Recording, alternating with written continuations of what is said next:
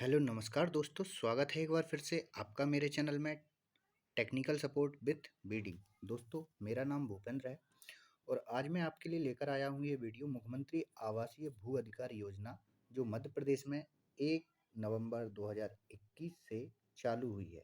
जी हाँ दोस्तों, इसके बारे में मैंने पिछले वीडियो में आपको बताया था कि मध्य प्रदेश के स्थापना दिवस के अवसर पर मध्य प्रदेश के मुख्यमंत्री श्री शिवराज सिंह चौहान जी मध्य प्रदेश में एक योजना का शुभारंभ करेंगे जिसका नाम है मुख्यमंत्री आवासीय भू अधिकार योजना। इस योजना के बारे में मैंने जैसा कि पिछले वीडियो में बताया था कि ऐसे व्यक्ति जिनके पास खुद का मकान नहीं है उनको 60 वर्ग मीटर का भूखंड आवासीय अधिकतम क्षेत्रफल, जिसका अगर वर्ग फीट में हम बात करें तो 445 वर्ग फुट। जी हाँ दोस्तों, 445 वर्ग फुट के लगभग जमीन सरकार देगी जिससे वो अपना मकान बना सकें। इसके बारे में मैंने और बताया था कि जो पति पत्नी होंगे वो संयुक्त रूप से भूस्वामी अधिकार पत्र उनको दिया जाएगा। भूखंड आवंटन का कोई प्रीमियम नहीं देना होगा और भूखंड के लिए ऑनलाइन पोर्टल पर आपको फार्म भरना होगा। आयकर दाता और शासकीय गवर्नमेंट कर्मचारी जो हैं इसकी श्रेणी में नहीं आएंगे। तो इसी के बारे में दोस्तों आज हम इस वीडियो में बात करेंगे। इसमें एक जो आदेश निकला है मध्य प्रदेश शासन की तरफ से, उसमें पूरी डिटेल है, प्लस में कैसे आवेदन करना है, क्या पूरी प्रक्रिया रहेगी, वो हम देखेंगे इसमें आगे चल के। तो वीडियो में बने रहें और वीडियो को स्किप बिल्कुल ना करें। तो चलिए चलते हैं, देखते हैं क्या है इसका जो आदेश आया है। जो आदेश है कुछ इस प्रकार है। मध्य प्रदेश शासन राजस्व विभाग ने ये जो लेटर रिलीज किया गया है 28/10/2021 को। लेटर में कहा गया है कि जो कलेक्टर्स हैं समस्त जिलों के, उनमें से खंडवा, खरगोन, बुरहानपुर, निवाड़ी, टीकमगढ़, अलीराजपुर, देवास, सतना जिलों को छोड़कर, क्योंकि दोस्तों आपको भी पता है यहाँ पर अभी आचार संहिता लगी हुई है और चुनाव के आज मतगणना चल रही है, यानी कि 2 नवंबर को आप ये वीडियो जब देख रहे होंगे इसके बाद या फिर आज, तो आज आपको पता है यहाँ पे मतगणना चल रही है। तो यहाँ पे आचार संहिता होने के कारण यहाँ के जो कलेक्टर्स हैं इनको छोड़कर बकाया मध्य प्रदेश के 44 जिलों में ये योजना लागू हुई है। इसको किस प्रकार से इसका क्रियान्वयन करना है, विषय मुख्यमंत्री आवासीय भू अधिकार योजना के अंतर्गत ग्रामीण क्षेत्रों की आबादी भूमि पर भूखंड आवंटन के दिशा निर्देश।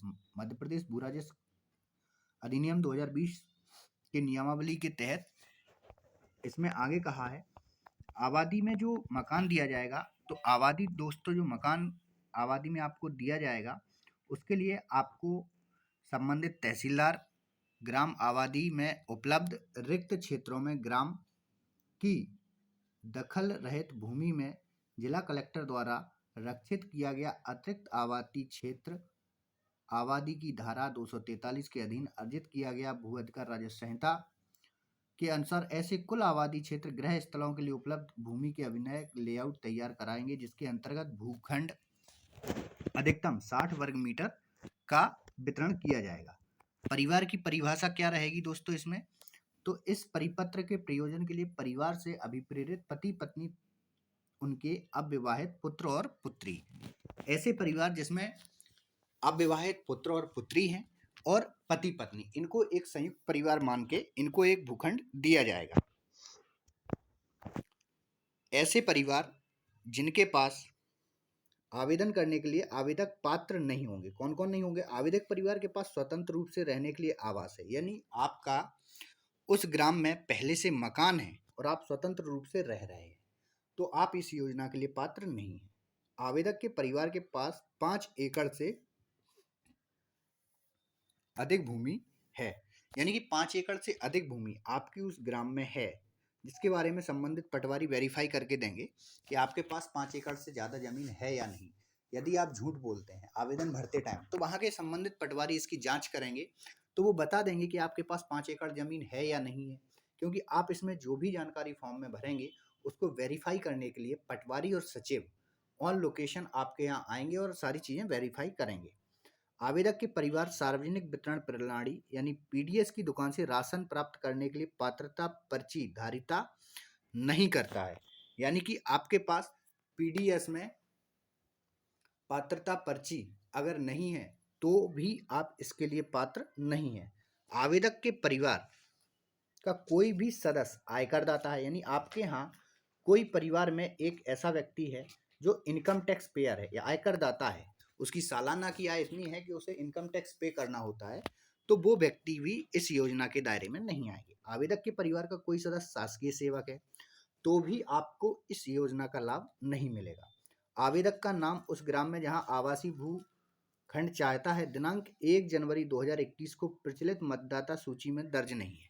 अगर आपका नाम वहां की मतदाता सूची में नहीं है तो भी आप इस योजना के लिए पात्रता नहीं रखते हैं। इसके अलावा आवेदन करने के लिए आवेदक परिवार पात्र होंगे जो संबंधित ग्राम के निवासी हों तथा परिपत्र कंटिका 6 के अनुसार आहारताएं नहीं रखते हों। आवेदक द्वारा परिपत्र के अंतर्गत आवासीय भूखंड प्राप्त करने हेतु ऑनलाइन सारा पोर्टल के माध्यम आवेदन प्रारूप का में प्रस्तुत करना होगा। प्रस्तुत आवेदन संबंधित ग्राम पंचायत सचिव पटवारी प्रशिक्षण प्रतिवेदन हेतु सारा ऐप पर प्रक्षेपित किया जाएगा। ग्राम पंचायत के सचिव एवं पटवारी द्वारा आवेदन की जांच कर प्रतिवेदन में दिया जाएगा। तहसीलदार को उक्त प्रतिवेदन सारा ऐप के माध्यम से प्रेषित किया जाएगा। इसके अलावा तहसीलदार द्वारा आवेदन पत्रों की ग्रामवार सूची तैयार करने के उपरांत प्रकरणों को A66 मद में दर्ज किया जाएगा।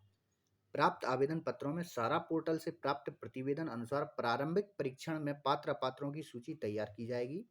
पात्र और अपात्र परिवारों की सूची संबंधित ग्राम निवासियों से आपत्तियों का सुझाव आमंत्रित किए जाएंगे, जिसकी समय अवधि 10 दिवस होगी। सूचना चौपाल, गुड़ी, चावड़ी आदि सार्वजनिक स्थलों पर ग्राम पंचायत कार्यालयों में चस्पा की जाएगी। इसके अलावा दोस्तों, तहसीलदार सूचना से तारीख और स्थान, आपत्तियों के सुझाव आदि की कोई हो परीक्षण करेगा और पात्र अपात्र आवेदकों की सूची तैयार करेगा। तहसीलदार पात्र अपात्र आवेदकों की सूची संबंधित ग्राम सभा को अभिमत के लिए प्रेषित भी करेंगे। तहसीलदार द्वारा पात्र आवेदकों की सूची ग्राम सभा का अभिमत प्राप्त होने के बाद विधिवत परीक्षण के पात्र आवेदकों को भूखंड आवंटन करने हेतु आदेश पारित करेंगे। यानी कि संबंधित तहसील के तहसीलदार आपको ये भूखंड देने के लिए आदेश जारी करेंगे। ये जो लेटर जारी किया गया है मनीष रस्तोगी, प्रमुख सचिव मध्य प्रदेश राजस्व विभाग। इसके बाद दोस्तों इसमें प्रारूप दिया गया है। जो प्रारूप की वहां पे बात हो रही थी कि प्रारूप का और का प्रारूप है जिसमें भूमि स्वामी अपना आवेदन भरेगा। आपको ये प्रारूप कहीं से भी दुकान से उपलब्ध हो जाएगा या संबंधित तहसील से आपको ये फॉर्म मिल जाएंगे। अगर इसकी ऑफलाइन प्रक्रिया रही तो आपको ये फॉर्म भर के देना है। अदरवाइज की स्थिति में पटवारी के माध्यम से आपकी अगर ऑनलाइन प्रक्रिया रहती है सारा पोर्टल के माध्यम से तो ऑनलाइन फॉर्म भरा जाएगा। फिर भी आपको ये फॉर्म भर के तो रखना ही है, जिससे कि आपका फिजिकली वेरिफिकेशन इस फॉर्म के माध्यम से आपके यहाँ सत्यापन कराया जा सके। इस फॉर्म में आपको क्या क्या डिटेल देनी है? प्रारूप का में ग्राम जिसमें आप निवास करते हैं, आवेदन क्रमांक इसको आपको छोड़ देना है। इसके बाद आपको फिल करना है जिले का नाम, तहसील का नाम, पटवारी हल्का नंबर। अगर आपको पता है तो ठीक है, अदरवाइज की स्थिति में आप पटवारी से संपर्क करके ये पूछ सकते हैं। ग्राम का नाम, आवेदक का व्यक्तिगत विवरण, इसमें हम भरेंगे आधार नंबर, समग्र आईडी, आवेदक का नाम, प्रथम नाम, अंतिम नाम और मध्य नाम, आवेदक के पिता का नाम, आवेदक की जन्म तिथि जो भी आधार कार्ड पे है, लिंग और जाति, वर्तमान में निवास स्थल का पता, आप वर्तमान में कहाँ रह रहे हैं। उसके बाद वर्तमान में निवास स्थल का पता, मोबाइल नंबर अगर है तो, नहीं है तो छोड़ दीजिए। ईमेल आईडी अगर है तो डालें और नहीं है तो इसे भी आप खाली छोड़ सकते हैं। इसके बाद क्या जीवित पति पत्नी है या नहीं, अगर हाँ तो विवरण दें, अगर नहीं तो इसको छोड़ दें। आधार नंबर, समग्र आईडी, पति का नाम, प्रथम अंतिम नाम, जन्म तिथि, मोबाइल नंबर अगर है तो ठीक है, अदरवाइज की स्थिति में इसको छोड़ सकते हैं। आवेदक की विवाह हुआ है अथवा नहीं, क्या आवेदक के परिवार शासन लाडली लक्ष्मी योजना के तहत लाभान्वित लाडली लक्ष्मी अथवा नहीं, यदि है तो लड़की का विवरण दें कि आपकी लड़की को अगर लाडली लक्ष्मी योजना के तहत फॉर्म भरा गया है तो आपको तो लाडली लक्ष्मी योजना लाडली लक्ष्मी योजना का आपको विवरण देना है। उसके बाद आवेदक आवेदक का जो परिवार का विवरण है उपरोक्त पति पत्नी को छोड़कर, ये पति पत्नी को छोड़कर से क्या मतलब है इसमें? इसमें पति पत्नी को छोड़कर से मतलब है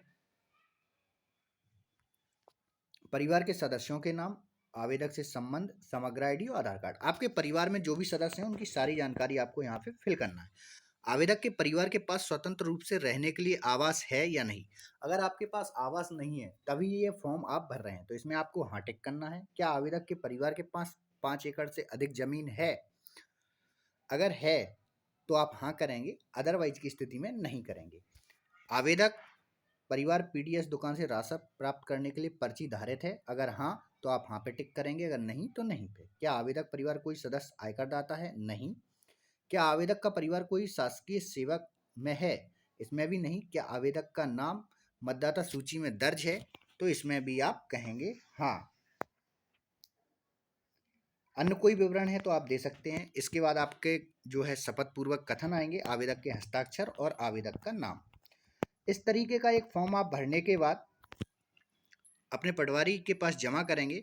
फिर पटवारी और आपके पंचायत के सचिव प्रारूप खा वाला एक फॉर्म लेंगे जो कि आपके सामने फिजिकली रूप पे इसका वेरिफिकेशन होगा। ग्रामीण क्षेत्रों में आबादी भूमि भूखंड आवेदन के हेतु दिशा और निर्देश, कंटिका 6 के अंतर्गत प्रतिवेदन। इसमें जो पटवारी होंगे वो पटवारी हल्का नंबर, तहसील, जिला, आवेदक यानी जो भी जिसने ऊपर का फॉर्म का भरा है उसी के लिए ये प्रतिवेदन तैयार किया जाएगा, जिसमें उसके पिता का नाम, ग्राम में आवेदन प्रस्तुत किया है जिसकी जांच प्रतिवेदन रिपोर्ट जो आपने डिटेल ऊपर डाली है अपनी, उसी के आधार पर पटवारी और सचिव इसको फिल करेंगे। और फिल करने के बाद इसमें नीचे जो भी नियम शर्तें हैं उसके आधार पे ये डिसाइड करेंगे कि पात्रता और अपात्रता। अगर आप पात्र हैं तो यहाँ पे पात्र लिखा जाएगा, अगर आप अपात्र हैं तो अपात्र। अगर आप अपात्र होते हैं तो उसमें अपात्रता का कारण भी डाला जाएगा। जी हाँ दोस्तों, इसमें अगर आपको अपात्र करते हैं पटवारी और सचिव तो आपको अपात्रता का कारण बताया जाएगा।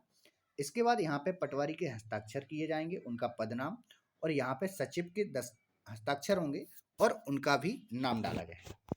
इस तरीका का प्रारूप प्रतिवेदन कंप्लीट करके पटवारी इसको तहसील में प्रस्तुत करेंगे और तहसील में प्रस्तुत होने के बाद प्रारूप गा में न्यायालय तहसीलदार के अनुसार जिला दतिया तहसील के अंतर्गत भूमि स्वामी अधिकार पत्र प्रकरण क्रमांक, इसमें आपका नाम आएगा, सारी डिटेल्स जो कि आपने फॉर्म में फिल की हैं, अनुसूची पूर्व में पश्चिम में उत्तर में, यानी कि इसमें भूखंड की लंबाई और चौड़ाई डाली जाएगी जो पटवारी के द्वारा बताई जाएगी, ब्लॉक संख्या, प्लॉट संख्या, यानी कि पटवारी जो भी आवंटन करेंगे आपको उसके बारे में दी जाएगी जानकारी, और भूखंड की नियम और शर्तें, जो भी इसकी नियम शर्तें हैं वो इसमें सारी चीज़ें इसमें दर्शाई जाएंगी। देन उसके बाद तहसीलदार महोदय के द्वारा इस पर दस्तखत हो जाने के बाद आपको ये भूखंड प्राप्त हो जाएगा। 60 वर्ग मीटर यानी कि 645 वर्ग फुट, 645 वर्ग फुट का एक भूखंड आपको दे दिया जाएगा। नियम और शर्तें आपने देख ली हैं कि किस तरीके से इसकी नियम और शर्तें हैं।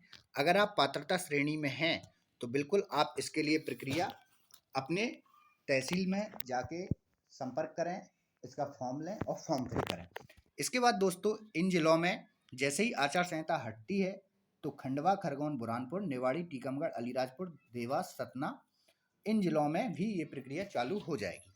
इस तरीके से दोस्तों अगर आप एक ऐसे किसान हैं या मजदूर भाई हैं जिनके पास अभी तक अपना घर नहीं है तो इस योजना के तहत आपको अपना घर मिलेगा और आपको इस ज़मीन में जब आपको ये पट्टा मिल जाएगा तो आप खुद का अपना मकान बना सकते हैं। तो दोस्तों उम्मीद करता हूँ आपको ये जानकारी पसंद आई होगी। अगर आपके रिश्तेदारों में या फिर आपके रिलेटिव या किसी भी जान पहचान वाले को इस तरीके की भूखंड की आवश्यकता है और वो बिना घर के कहीं किराए से रह रहे हैं और आप ये जानकारी ये वीडियो देख रहे हैं तो उन तक ज़रूर पहुंचाएं। ऐसे गरीब लोगों की मदद करें जिससे कि उन लोगों को इस बारे में पता चल सके कि ऐसी कोई योजना भी चल रही है। मुख्यमंत्री भू आवास अधिकार योजना के अंतर्गत जितने भी लोगों को लाभान्वित किया जाएगा उनके बारे में संबंधित तहसील में आपको सारी जानकारी मिल जाएगी कि किस तहसील में किस ग्राम में कितने लोगों को भू अधिकार योजना के अंतर्गत उनको पट्टा दिया गया है। दोस्तों इस वीडियो में इतना ही। इसके बारे में आगे जो भी प्रक्रिया होगी मैं अगले वीडियो में उसकी जानकारी लेकर आऊँगा। तो मिलते हैं अगले वीडियो में। वीडियो पसंद आया हो तो वीडियो को ज़्यादा से ज़्यादा शेयर करें और चैनल को सब्सक्राइब जरूर करें। धन्यवाद।